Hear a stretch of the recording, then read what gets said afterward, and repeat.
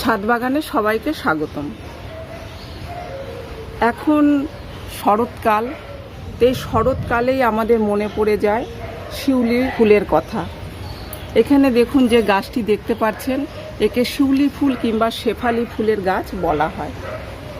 তো এই শিউলি ফুল বছরে একবারই ফোটে, যেটা হচ্ছে শরৎকালে। শরৎকালে এই শিউলি ফুলের গন্ধ আমাদেরকে মনে করিয়ে দেয় দুর্গাপুজোর কথা।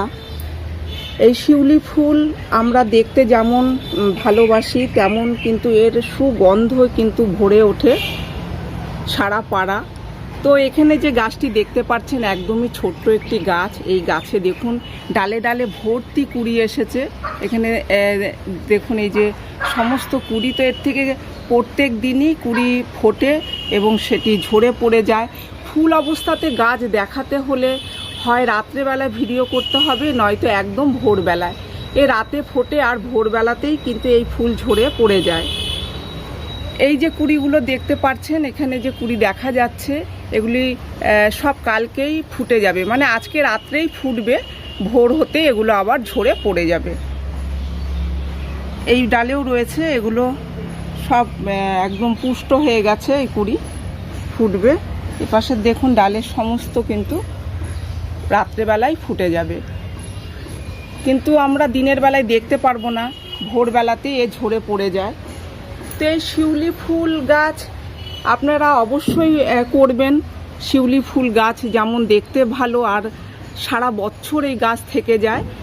শুধু ফুল শেষ হয়ে গেলে এই গাছের কাটিং করে দিতে হয়। কাটিং করে দিলে, এই যে দেখুন কাটিং করে দেওয়া আছে, এখানে কাটিং করেছিলাম, তো এর থেকে দেখুন কত ডালপালা বের হয়েছে। আবার যখন এই ফুল শেষ হয়ে যাবে, প্রত্যেকটি ডাল কাটিং করে দেব, এর থেকে আরও অনেক ডালপালা বের হবে, আর যত ডালপালা বের হবে তত কিন্তু গাছ ভর্তি ফুল আসবে। তো এই গাছ যখন নার্সারি থেকে এনে বসাবেন, তখন এর যে মাটি তৈরি করবেন, এর মাটি কিভাবে তৈরি করবেন আমি সেটাও বলে দিচ্ছি। এই গাছে সেরকম রোগ পোকা দেখা যায় না, তবুও গাছ থাকলেই কিন্তু রোগ পোকা আসে। তাই নিম তেলের স্প্রে করে যেতে হবে, মাসে একবার করে নিম তেলের স্প্রে করবেন, কিংবা 15 দিন পর পর নিম তেলের স্প্রে করে দেবেন। তাহলে কুড়ি নষ্ট হবে না, প্রত্যেকটা কুড়িই দেখবেন ফুল দিচ্ছে।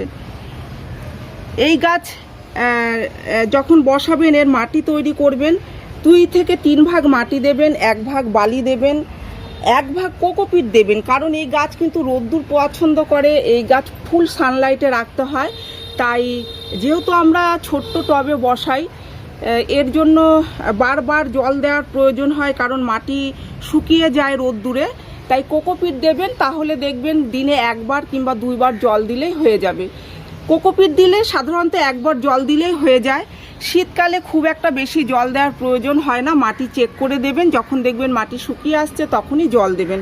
কিন্তু এখন যেহেতু গরমকালে কিন্তু দিনে 2 বার করেও জল দিতে হতে পারে, কিন্তু কোকোপিট দেওয়া থাকলে 1 বার করে জল দিলেই হয়ে যায়। এখানে দেখুন যে টব রয়েছে, এই টব কিন্তু একদমই ছোট্ট টব, 8 ইঞ্চির টব, এতে কোকোপিট দেওয়া আছে, যার জন্য 1 বার জল দিলেই হয়ে যায়। কিন্তু হ্যাঁ, অতিরিক্ত রোদ্দুর আর অতিরিক্ত গরম যদি থাকে, তাহলে হয়তো কখনো কখনো দিনে 2 বারও জল দিতে হতে পারে এই গাছে। এই গাছের যখন মাটি, ওপরের মাটি দেখবেন শুকিয়ে আসছে, তখনই জল দিয়ে দেবেন। একদম শুকিয়ে যাওয়ার পরে জল দেবেন না, তাহলেই দেখবেন পাতা ঢলে পড়ছে।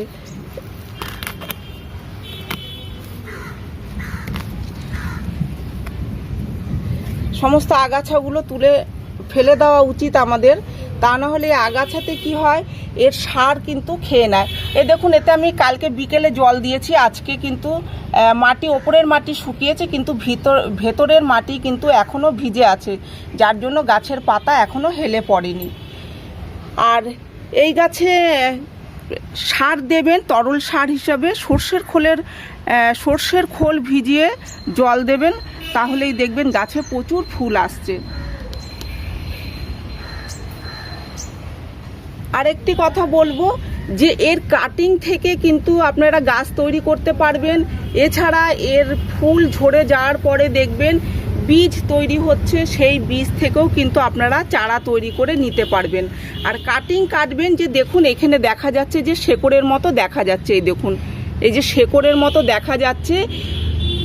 এইভাবে যখন দেখবেন, যদি মনে করেন যে কাটিং নেবেন, এরকম শেকড়ের মতো এইটুকু কেটে নিয়ে আপনারা বসাবেন, দেখবেন এর গাছ তৈরি হয়ে যাচ্ছে। এছাড়া নার্সারিতে গাছ কিন্তু কাটিং থেকেই তৈরি করে।